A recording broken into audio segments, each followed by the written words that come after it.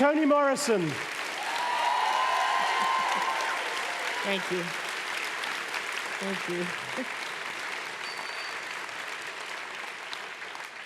Now I know why I came back. I can't remember how long ago that was, but... It was too long, but you're here now. But I'm Welcome here back again. to Health. We're here today because you're very generously coming back tomorrow. We're here today to talk about Beloved. Oh, yes. Can we start with a bit of context, both for you and for the book? You, when you came to write this book, had written Bluest Eye, Sula, Tar Baby, Song of Solomon. You were 15 years into writing. You'd been editing for 20 years. You were at the top of your game, confident in voice and mastery of form, and you have this story. Had you been waiting to explore it? Or did it come to you at a particular time just when you were ready for it? I think two things happened. One, I lost my job at Random House as an editor. Lost with quotes, you know. I did all these brilliant books I edited, and everybody loved them, and nobody bought them. So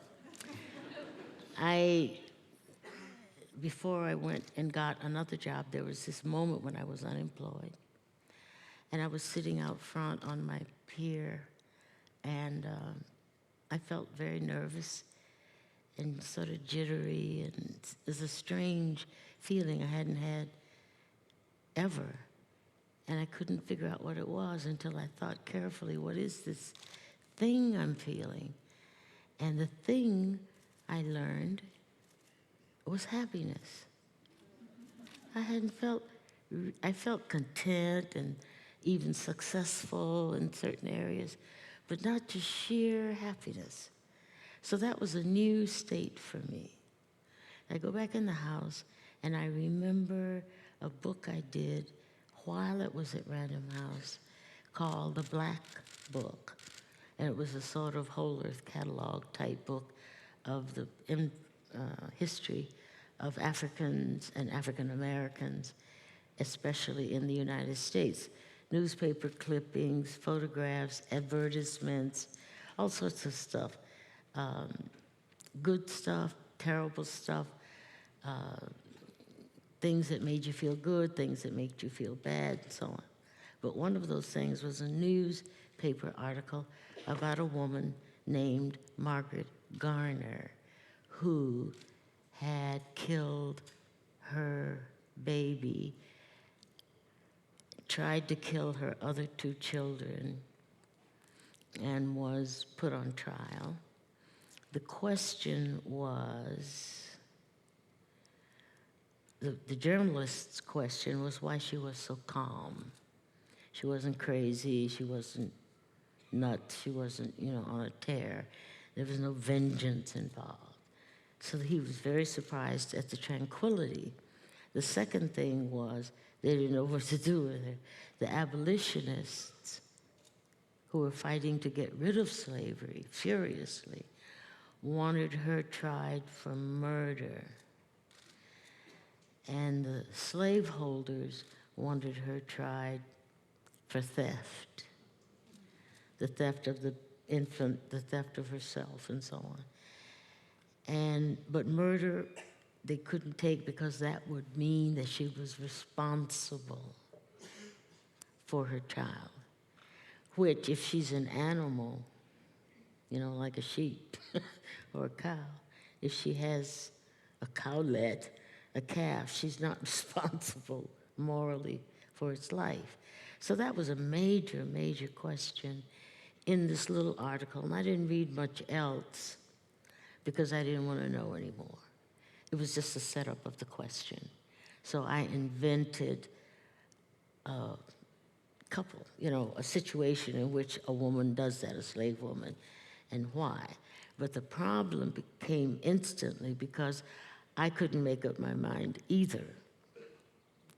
I mean, not about whether she should be tried for theft, but whether she should kill her child. And I talked to a friend of mine about it because I remember the mother-in-law said, well, I couldn't condemn her and I couldn't praise her. And so I talked to somebody, and he said, well, it was the right thing to do, to keep her child from being enslaved. But she had no right to do it. So I thought, that's a perfect... And I said, who could answer that question? And the only person who could answer it, or was legitimately could answer it, would be the dead child. So that was a little off-putting, you know, oh, we're going to write this kind of thing.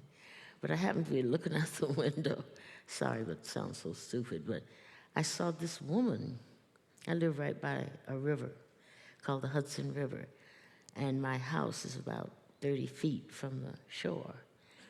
And I was looking this way, and toward the trees, the river's over here. And I saw this woman crawl up out of the water, fully dressed, with a hat on, and sit down on a stone out there. Well, of course, that's a hallucination or whatever, but it was a solution as well as a hallucination or whatever. Ghost, you know, whatever writers do when they see stuff. And I thought, yeah. So that's how I got that scene. She disappears.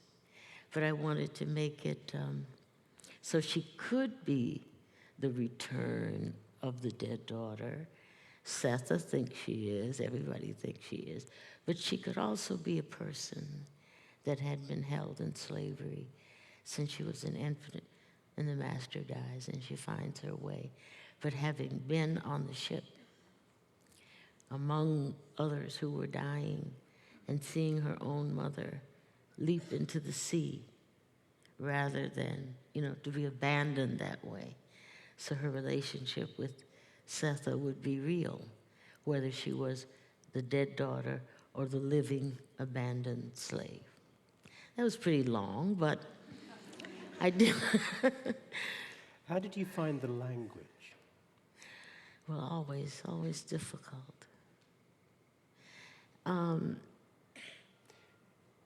If you can only get that first sentence, but I have to say,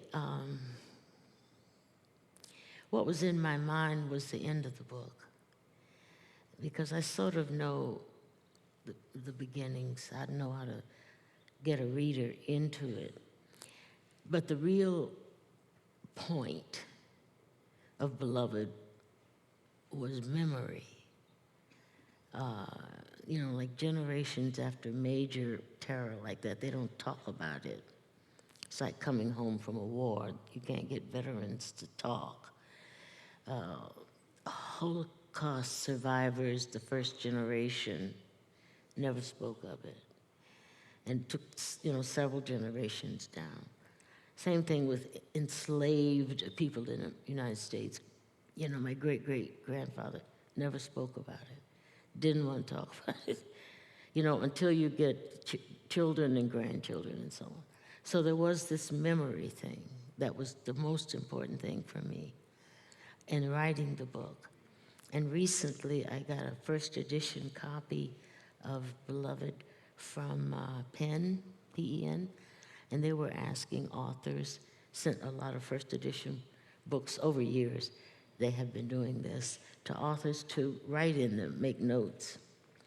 And people correct themselves and scratch out characters and do all sorts of things. Or you can just sign it, you know, whatever. So I wrote on the second page that the book could have begun with the last 2 pages, which is where I really sort of started. Once I know the ending, the acquisition of knowledge, the middle I never know. I mean, I don't know how they're going to behave or what their names are and so on. But I have the question at the beginning, and then I know the ending, what it is. And how to get there is sometimes problematic. But the ending of Beloved is about footsteps. Sometimes you see a photograph, and if you look at it too long, it seems to move. You know, things that happen that spur memory of something that you're like footsteps on a beach, and then they go away, and then they come back, and then they go away. It was that kind of feeling that I was trying to engender in the whole enterprise. You know, it was getting the you know, who was her husband? Did she have a husband? I mean, you know, I had to ignore a lot of Margaret Garner's real life in order to surround her with the people I wanted her to know, her surviving children. Before getting there, just tell me a little, because insofar as slavery is addressed in American literature before this, it's by white men, largely. The reports of it that are handed down, even in newspaper cuttings, are by white men. There's little understanding of the stories that can come from published sources. So how do the stories come down to you, apart from finding this document about Margaret Garner? What else did you know, and how did you know it? There were stories and there were books written by former slaves, you know, like Frederick Douglass and people like that. But it was very clear to me that he was not writing to me. He was writing to abolitionists and white people who would help his cause.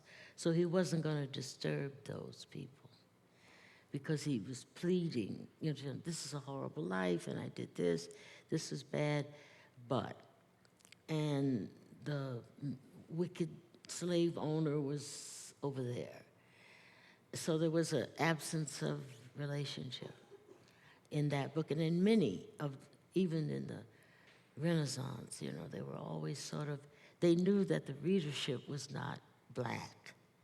The readership were white readers. So the books had a different feeling. So there was that information. Or even when some of the slave writers, like Equiano, you know, he sees a bit in a woman's mouth in the kitchen, and he says, "What's that?" And they say, "Oh, that's a bit." And he says, "Uh-huh." And he goes on. So, you know, say, "What?" So that was sort of, data-wise, it was important, but there was some absence of connection. On the other hand, the stories, my grandfather was born in 1865, and his daughter, my mother, remembered people in the family older than he was. And they had stories, but they were very, how can I put it, metaphorical, kind of ghost stories, not really about it. You know, it was sort of translated in code. When you hear African American spirituals that are not even about God, they're about how to escape, you know, down by the riverside. It's all, you know, something else they're telling one another. And it was really sort of like that. I learned, I have to tell you, this stunned me. My father was born in Georgia. He described his life in Georgia as being horrifying. I mean, nothing good will come from Georgia. Okay. And he went back every year to visit relatives. My mother is born in Alabama. She has grandparents and great-grandparents who were also slaves. She loved it. The South was so lovely. It was so beautiful. She left when she was 6. She never went back. So they're treating this thing. I go to Georgia, to the town where my father was born, who said white people were incorrigible. There would never, ever be reasonable, even not less good, but reasonable. He wouldn't let white people in the house, you know, when they would come to collect the rent or whatever. They'd stand outside. He was unbelievable, steady. My mother, she judged everybody one at a time, what they, you know, how they were as people, whether white or black. I go to Cartersville. I know my father's like this, but he goes back every year. I go to Cartersville, I talk to some people. My maiden name is Wofford. I go there as Wofford College, Wofford Plantation, Wofford this. Obviously, that's the family that owned them. And there's a Wofford preacher and a church. I go to find the house where he lived. The man knows him. There were two black men right down the street who owned little businesses who were lynched on his street. And he was 14 years old, and he saw that and left. So went to California, San Diego. So there are two things that were going on. As a child, as a teenager, he saw the lynching. At second was he was part of a family that he went to see every year. So there was that part of, quote, slavery that was there after Emancipation Proclamation that was unspeakable, literally unspeakable. But the vestiges of it he could see down the street, from his house. So that's a very complicated, they're bad, we're good. That's not it. It's very complicated. It's as bad as you can think of. And then there's some respite in it. For me, it was the resistance. I don't mean running away or, fighting. It was the imaginative resistance, the language that came out, the stories that came out, the songs that came out. And it changed over time. But there was such movement toward art and beauty, even though it was despised then.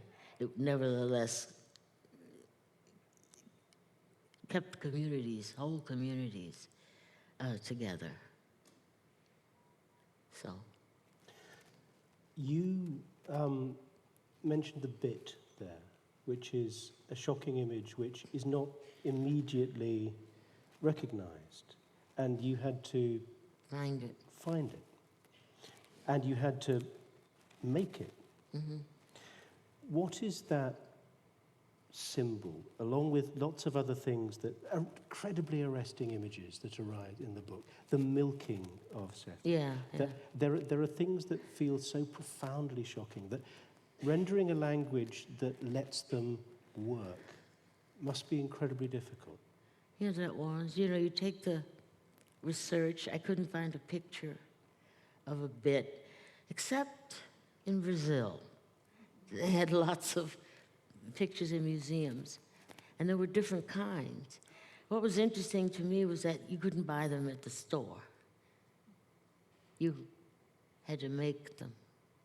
So some human being figured out. They did it for women, too, not just slaves. Masks with little holes in them. The guys, they put things around their neck and spokes so you can't go anywhere. But the mouth thing, it's like an animal. You are in it. You're not a human being, so they treat you with a bit to punish you and to make you shut up,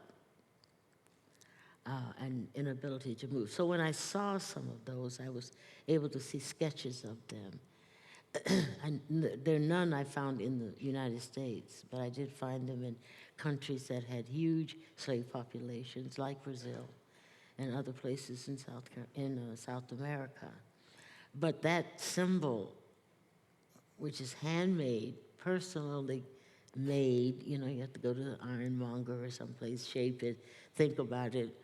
Where does it go? What does it do? I mean, it's a big thing. For control and violence. And some of them were executed very craftsmanlike. They weren't just thrown together. And people put them on. And they were strange. So there was something so personal about slavery, so intimate. So intimate. And at the same time, so distant. These are not human beings, but they cook my food, and they wash my body, and they do these incredibly intimate things. I mean, beyond the rape, sex stuff, I mean, just being there. At the same time, it was that combination of intimacy and separation and being non-human and excessively intimate relationships at the same time. And part of the fight against that is to celebrate the words. Yeah, that wonderful line of yours, but we do language. Yes, yes. The talking, the storytelling, the idea, even from the diamonds in the ears that she sees that were crystals, that tell me the story is that's saving. the human defense. That is the defense, and that is the survival of slavery, and in almost every other kind of human situation like that. It is the developing the language. You know, I always say there's no civilization or pre-civilization. There's nobody in the world who did not begin with art, whether it was drawing lines in the sand or painting on caves or dancing or sticking things in their hair or in their faces or whatever. They began with something that was artistic. Everybody. Nobody did not do that. And the final thing, the upper level thing, was language. When they began to speak and form languages, versions, tell stories, do something besides grunt and point. When they did that, that was the process, not only of humanization, but also defense and survival in hostile circumstances that were ancient, you know, from the beginning of the humans, all the way to these other places where people are othered, made foreign, separated from the people in the village or town or nation or country, and made lesser. And the lesser people, it seems to me, I'm not going to say this is something I've researched, but it seems to me that the wonderful language comes from those places, from oppressed peoples. The stories of them are not just grievances. They're, you know, who would have thought of Hansel and Gretel? I mean, what kind of story is that? For children? A boy and a girl? Alone, abandoned, thrown out? They don't have a home. Their mama doesn't even want them. They're all by themselves. They go through the woods. They try to leave a trail. That's a little trail. That's a little language, right? They get to this place. It looks lovely, warm, comforting, inviting. They go in, death, rescue. I mean, it's got all of the mechanism, as most children's stories used to have, by the way. They've got the whole thing right there in that kind of tale. And then there are the accents, and then there are the languages, which I think just support people who are in that situation. You know, oppressed peoples, exiles, you know, people who are made strange within their own country or within their own neighborhood or within the part of the world, and what they do with it is interesting. And language is knowledge, and it's love. Can we stay with love? Because there is great sex in this book. Ooh. There's terrible sex, but it's you mean, beautiful, erotic sex. And Paul D's discovery of the tree on her back, and the way in which, after their fumbled, disastrous lovemaking, you do the lovemaking in the words by spinning their narratives and their thoughts around each other, is beautifully erotic. And I'm always drawn with this book into the kind of sensual, visceral pleasures of it, but actually you're doing all of that with the poetry. None of that with the shoulders or the hips or the No. curves and stuff. I hate that stuff. You know, the clinical sex, I can't, I mean, I'm one of the last people to say this, but I don't understand pornography. It's like nobody has any imagination anymore. You have to see it, you know, put it up, have a picture. No, I'll skip that. I think your sex, the reader's sex, is really sexier than mine because it's his or hers. So I may think my sex is sexier than yours. It's just because it's mine. So you choreograph it, and you get the reader to imagine it, not by nipples and butts and whatever else is going on, but you know, something that's worth the trouble, imaginatively. It's not like you're going to do this for 24 hours, you know. So when I had the men in Beloved, Seth has already chosen one of them. She wants to get married. And the mistress says, "You sweet girl.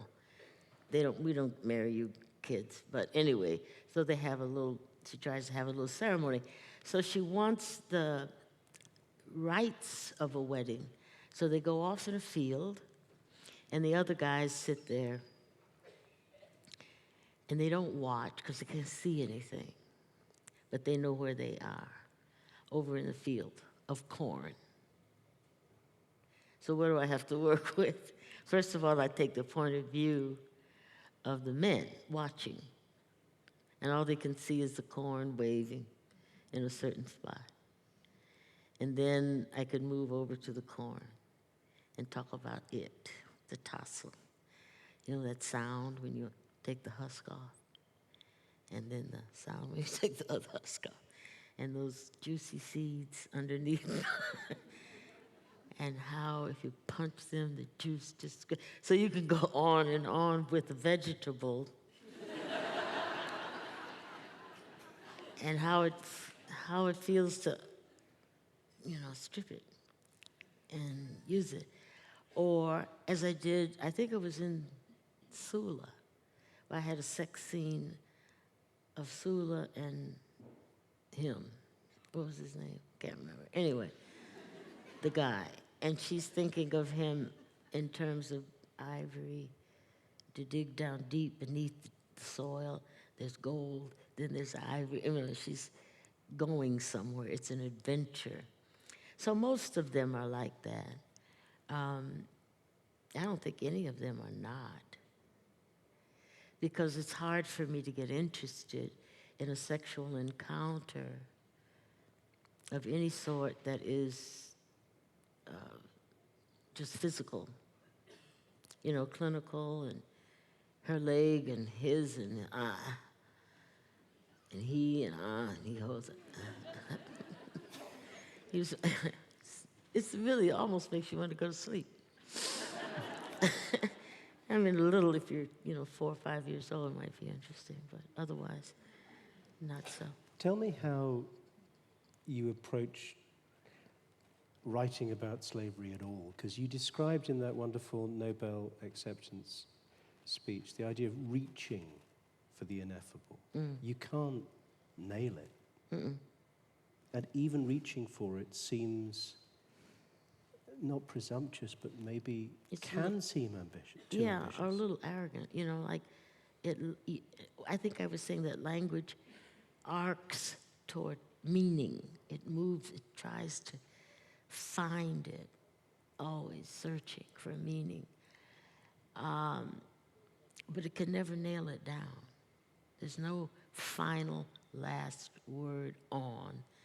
As I think I said, the Holocaust, slavery, whatever, nobody can just say it, finally. This is the final version or record or description of it. And language is always moving, moving, moving, if it is unpoliced. if there's nobody around to police it and say, no, you can't do this, you can't say that. We can get very close, and I think some writers indeed have. We were talking earlier about Primo Levi.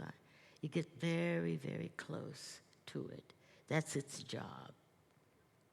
But I like the fact that it just, even in the speech, at the Nobel speech, that sort of language fight between the older woman and the kids, you can't really just nail it. It's always changing, which is good. I know there are some places where they want language. There is the rule of language. And I'm a great supporter of language rules. And I have a little dictionary that I write of all the words that should be not in the English language and the changes in this. And why does everybody say absolutely? And why do people say like? If I could just get rid of that.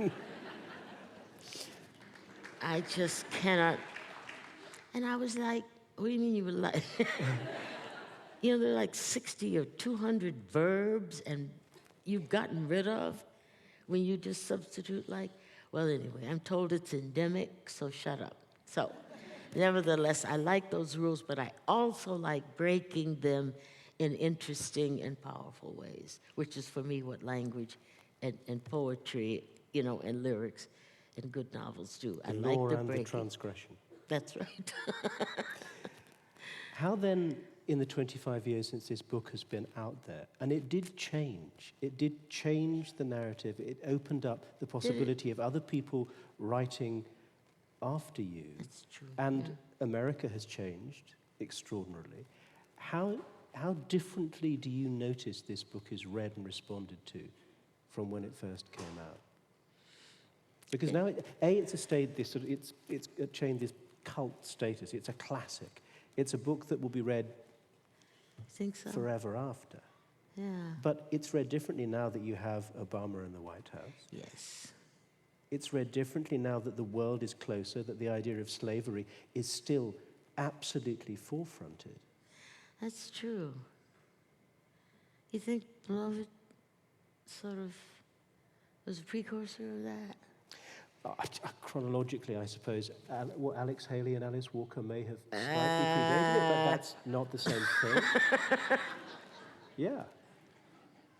I think it shifted the Roots. ground. Is that what you're talking about? That's backwards. Nobody needs to end that book, said that child was me. We knew that in the beginning, Alex. Anyway, it should be the other way around.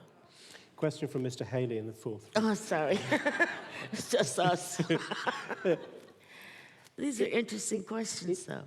How is it read differently? Because yeah, I was telling you, or somebody earlier, there is something called the Toni Morrison Society, which you can join. It's just scholars and teachers and so on. It's not a fan club. They don't do anything. They don't have any money. I don't give them any money. I don't care. But they're really interesting conferences, scholastic, scholarly. So this last few months, they had a big conference. They have them every 2 years in Washington. And somebody showed me the program. I didn't go.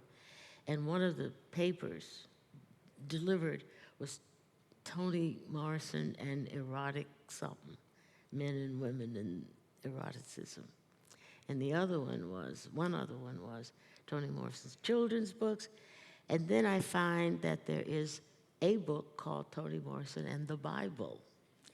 So for me, there's something in there. There's something in that book, in addition to what it's about and what the narrative is, and my own imposition of certain kind of metaphorical and imagistic language, shaping of language. Because I write in order for somebody to hear it, as well as to read it. It has to have a sound for me. And if it doesn't have the sound, I'm not going to write it that way. I'm going a little bit afield, but I'll tell you that A Beloved has been recorded audio books twice by very, very efficient and profoundly talented actresses who have read it. and I never listened to their recordings. They're people I respect a lot. But one day I did, and I realized it was wrong. It's 124 was spiteful, full of demons. It's 124 is spiteful, full of a baby's fiddle. So I have the rhythm in my head, which you cannot glean, unless you want to, from the page. But I am overwhelmed, and my early instruction, even though I was a very early reader, is storytelling in my family, which is entertainment. Not only the same old stories they told, but they made us tell them again. And you could edit them a little bit. You know, same story, different, a little bit different. Stories are violent and horrible. You don't want to hear them. They're all like death stories, ghost stories. But it was, the emphasis was important, where the rhythm was. And that's part of the beauty of the execution of writing, for me, is the sound as well as the colors. You know, whether I withhold color or put it there in order to manipulate, seduce. It's seduction, the reader. Does that mean that the recording that you made of Beloved is The what? authentic? Well, no, it is the one for you. Yes, it's the one for me. But is that, and when you say, if you're saying that's the authentic one, is that more authentic than the prose on the page? Or are you frustrated by the lack of grammar? Do you want musical notation to illustrate the language? You know, I can't listen to music. I mean, I love much music, but I can't listen to music while I write.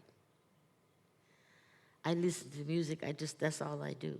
I can't, that's the thing, I am listening to this music. And you're hearing it? I'm hearing it. But when I write, I can't have any music around.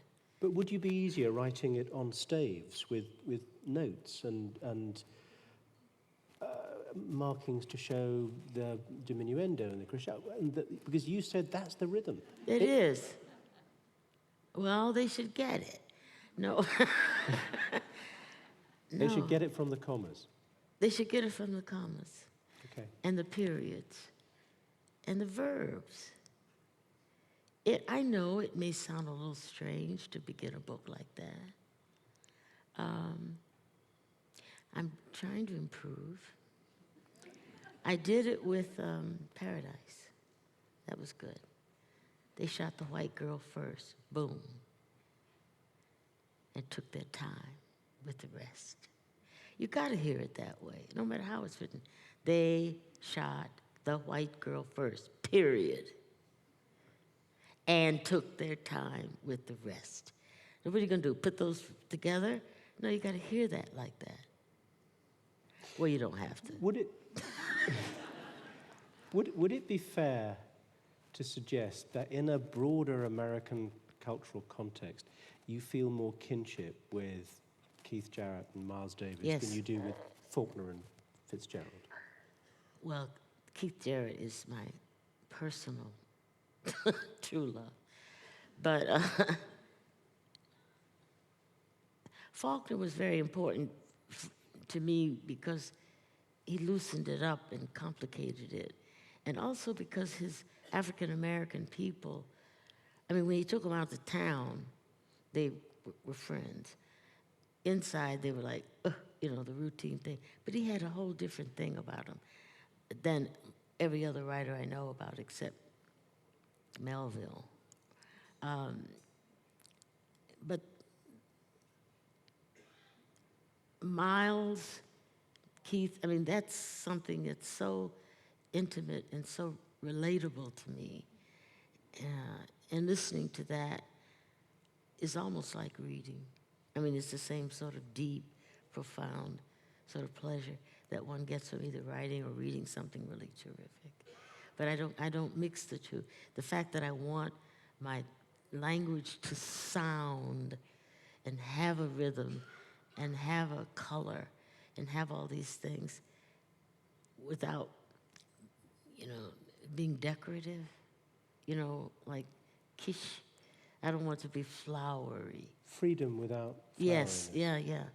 It's, you know, I call it invisible ink all the time because I want it to work, but I don't want you to know it's there. And I was telling somebody that in the last book I wrote, this guy hates his hometown. He goes away, horrible, horrible. He comes back to the town. And I just withheld all the color in the book. You know, there's nothing that has any color. It's black snow. But the closer he gets to his hometown, then trees are green. Flowers have color. And he even says, where trees is green, you don't miss the absence of color in the first 3/4 of the book. But when you get close to his home, it's just there. Yeah, the roses are red. So, but then you feel comfortable because of the color. And you feel as though you're getting close to home because of the color, because of the gardens, because of the beauty. So it is home. I mean, it's just a shabby little town. But when you bring color into it, the reader can feel like he does. He's glad to be home. Somebody who ran away from a tacky little town that he hated. There are people who run away, there are people who leave, there are people who return home, and there are people who stay. And you don't seem to be making any judgment about when or why people need to leave. Some people do, some people have other needs about stability. But why is 124 124? Is it random, or is it, what's the significance of the number? I don't know. I don't know. It really is that. I am very sorry. The thing for me was a ex-slave having this incredible thing, an address. Slaves don't have addresses. They just have shacks or non-shacks or whatever. This woman, even though the house was given to her by the abolitionists who were her mother-in-law, that's a big deal. It's an address. You start out with something that is just so bizarre. A slave woman, address. What does that mean? 124. Nobody defines their house that way. I mean, you know, if you're white, you do, but not if you're an ex-slave. That house had to be given to her. So it was the fact of having an address that was most important to me. And 124 sounded right to me. I'm not quite sure, because I have an address. Some people say all my addresses are the same. You see, they may be, or they add up to the same. Anyway, I have to check that out. But once I thought about it, and I think it was true, that my address where I live in New York in Rockland County is 224. And I have lived in a house where I was born in Lorain, Ohio, which is 126. So maybe there's some flotsam in my head that associates house numbers in threes and with twos in them and so on. Your society, not your society, but the Toni Morrison Society, do they also do papers on you and Shakespeare? Do they do what you call the sweep and specificity of your art? They do Greek literature a lot. You and Euripides? Me and Euripides, the fact that I was a classics minor or something. You know, all sorts of stuff. They find Greek stuff everywhere.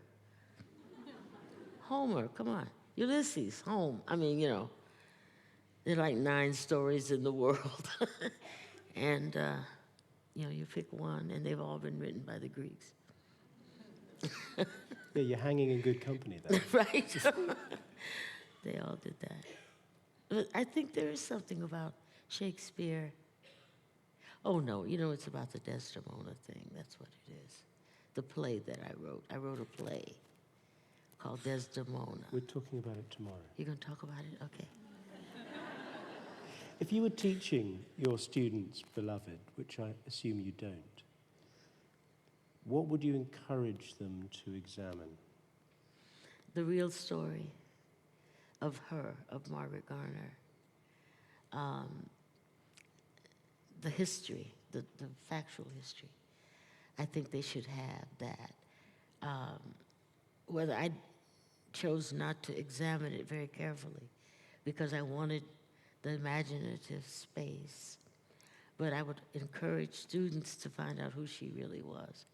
You know, she tried to kill herself a second time, and the baby. I mean, she was determined to get out, and they took her all the way back to New Orleans. And she had a husband who was alive for a long time. As a matter of fact, I got a letter from the people who own that plantation in Kentucky, just the south of Ohio, and they said, no, that wasn't true. We didn't do that, or something. I don't know. It was interesting. It was entirely different from the normal story of Margaret Garner. When I did the lyrics for the opera, Margaret Garner, that was supposed to hew closely to the historical creature. It couldn't, because, you know, and the movie was just, you know, whatever. Can I ask one last question before opening this to the floor? And it's about how Sethe moves through the book. You knew, you said, the ending when you were quite early in the process, and you knew that she was going to break down. What do we, when we're reading this, take with her? Do we, in your authentic vocal reading of this, do we take that ending that you've written in very carefully, this is not a story to pass on, how are we supposed to read that? Well, it's two endings. You know, the ending of her, when she's talking to Paul D. Yeah. The big thing is she says, who, me? Me?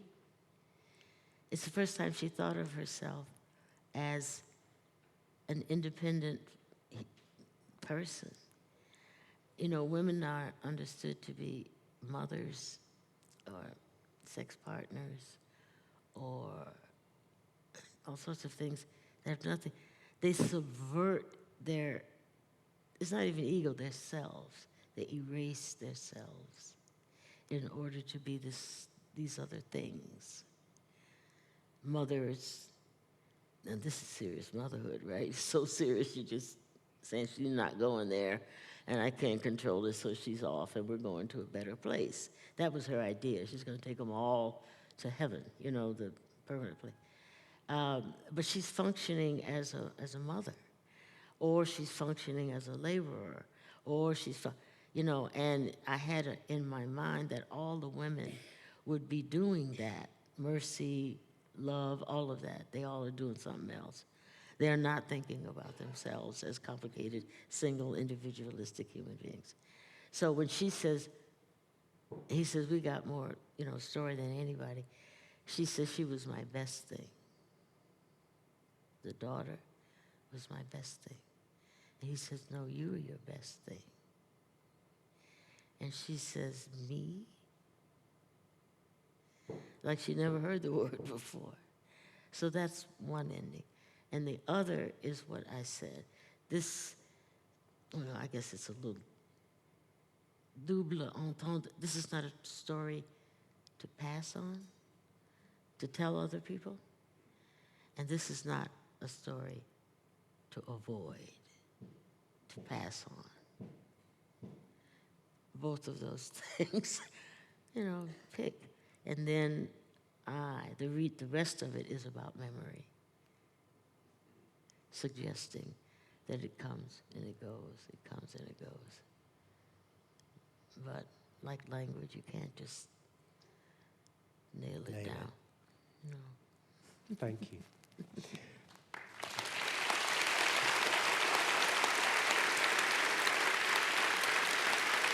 Could we have the lights up a little so we can see questions from the floor? If you have a question, would you put up a hand? Look at all the people. Could we start just down here? Sorry, I meant actually the girl behind you. But I'll come back to you. Thank you. First of all, this is definitely my highlight of Hay, and possibly so far. So thank you for visiting Hay again. My question is about the fact you had to go to Brazil to find evidence of the bit, even though we know it was used in America. It reminds me of things that people told me after seeing 12 Years a Slave. What they said was, I never knew it was so bad. You know, it was all news to a lot of people. So my question is, how can we challenge what I feel to be this, it's a kind of a willing amnesia, but it seems to also exist because there seems to have been, they must have destroyed all the bits. You know, they put them somewhere. There must have been a bonfire. Yeah, somebody's drawer has it. And not just bits, lots of things. Yeah, you know? of course. So Of course. how can we challenge this amnesia? And also, is there a danger then in challenging it? We just suddenly create 20 more 12 Years a Slaves, and we're just making all these slave books and slave movies, yet we've forgotten everything. So if you could comment on that and maybe expand more. Yeah, I'm of several minds about that. There's slave museums. What was it, Washington, I think, where there are things that you can remember. Even in the Black Book, I had all those quilts made by slaves, you know. So that's tactile stuff. And then there are the so-called books. Even that one that, what's his name, wrote, 12 Years a Slave. It was very popular, that book. And he lived up near me, north, around Syracuse or someplace. So I had read that book. And it was very popular, very well sold, and then it was over. So it has a thing.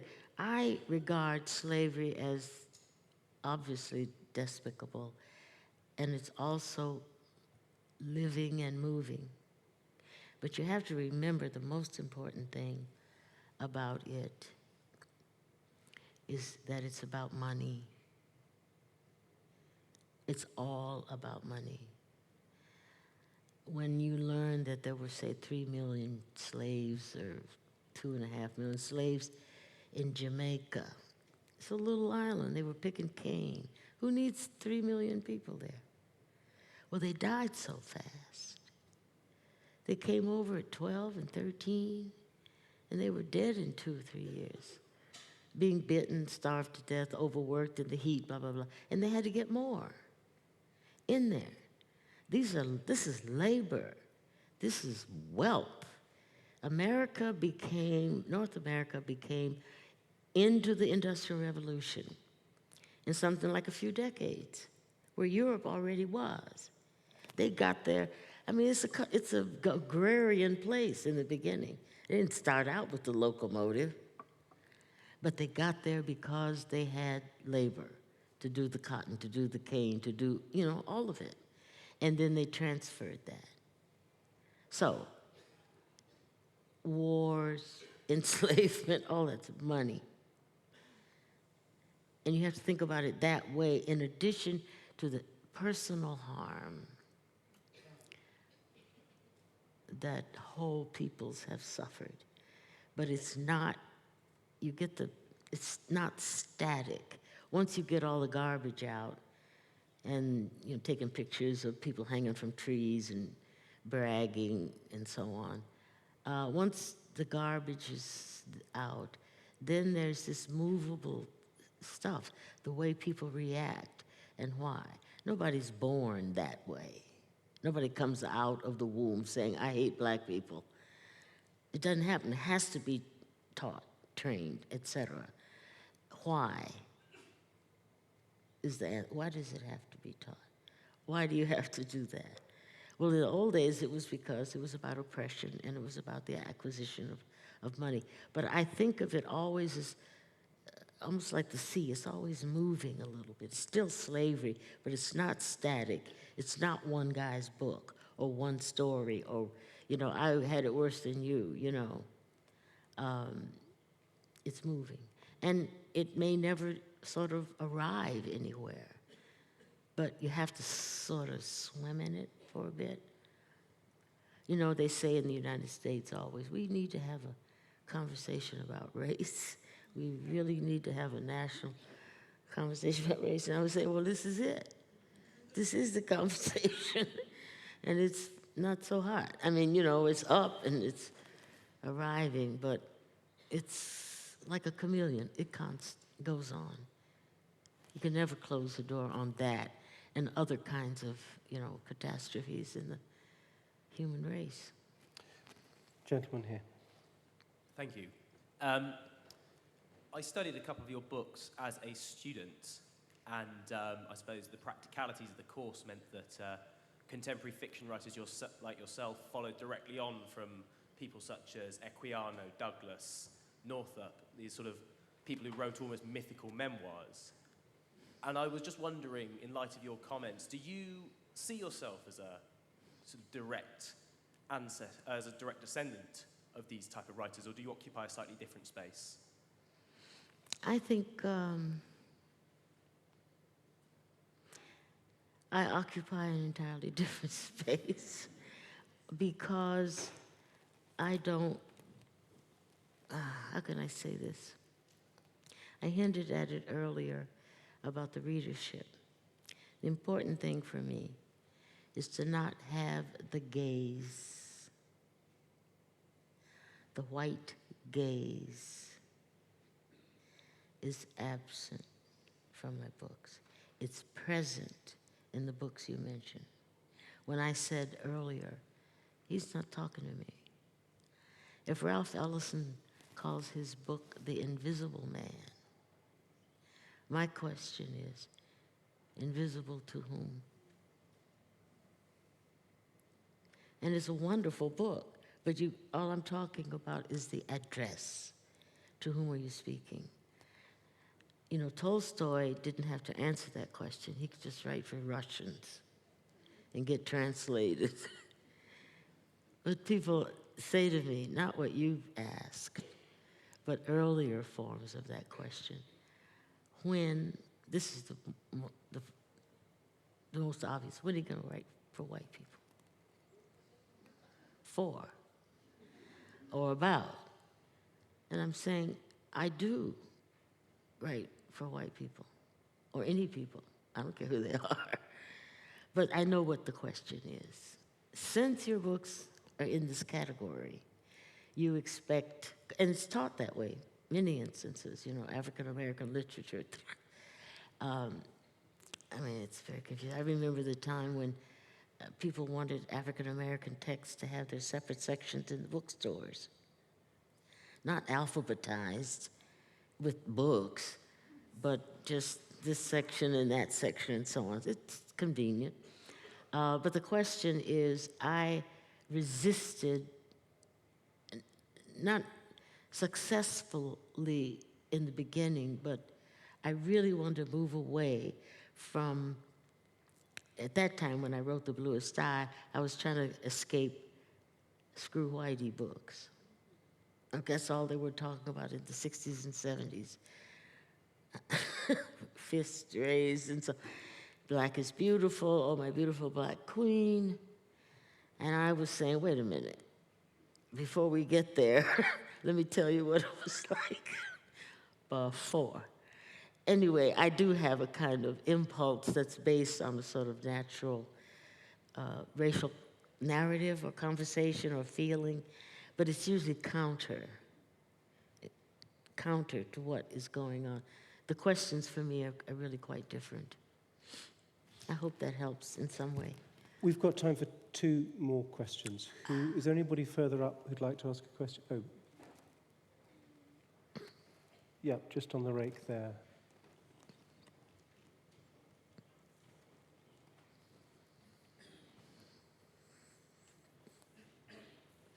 Thank you. Hello. Hello. Well, I first of all, I'd just like to say how lucky I am to be able to hear your voice and see you here for the first time. I now understand. Thank you. Thank you. Thank you. I can say now I understand why I've been in love with you for so many years. My question is about your characters, not just from this book, Beloved, but also from other books as well, because I think of them not just as characters, but sort of they become these small or local narratives in American history. And so my question is, do you think today, 2014, do you think African American have or share enough space in the American history book? I think in literary history, it's much more inclusive, although there's some struggle against it.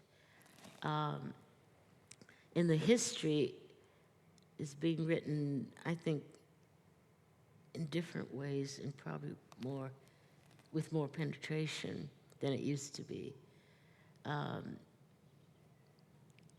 But I think that in literary history, something really interesting is going on. When I was at University of Michigan or Wisconsin or someplace many, many, many years ago, and somebody asked me, told me that my books were being read in 30 departments or programs or something. And I said, really? And they said, yes, it's read in women's studies, da-da-da-da-da-da. It was read everywhere except in the English department. That was very interesting. And that lasted a long, long, long, long time. So now it's easier, it's better, it's even more interesting to me that what scholars are doing with my work. And also, it seems to me that a whole other layer of younger writers, or not even younger, Ed Jones, for example, they're writing brilliantly and lovely, so much better, so much more interesting than when I was in college. You know, we read the routine things and never looked for anything outside of what was already there. And most of the really good stuff was nonfiction anyway. So I don't know about the history because I can't track that so well, but I can, I mean the history, but I can the literary history. So what I was telling about some of those questions in the Toni Morrison Society was to me a remarkable way in which academics look at the work and talk about something that's not African Americans fill in the blank. That's what I think is important about it. Okay, we have time for one more question, which is from over there. It's very interesting hearing you talk about the music in your language, and your work is incredibly musical. Could you ever see it being put to music or to opera or to somehow musicalized, because the rhythm is so particular? I have done it. I wrote lyrics for Kathleen Battle with music composed by Andre Previn. You can find it in a disc form. What's it called? I'm talking to my son. It's called, I don't know. Anyway, I have to remember this. I've done that. I've done other lyrics. I did some for Jesse Norman. All of this to say that I can write lyrically for lyrics as well as sort of lyrically in novels, you know, sort of deliberately. so that that quality of sound and rhythm and layered meaning I have done often. And sometimes it's been used for lyrics that I have done, which I do enjoy. Can I say as well that there is extraordinary pleasure, 16 hours of extraordinary pleasure to be had in listening to your recording of this book, which you can download from iTunes or buy on a disc or whatever you like, and does give what we now know to be the authentic version of the prose.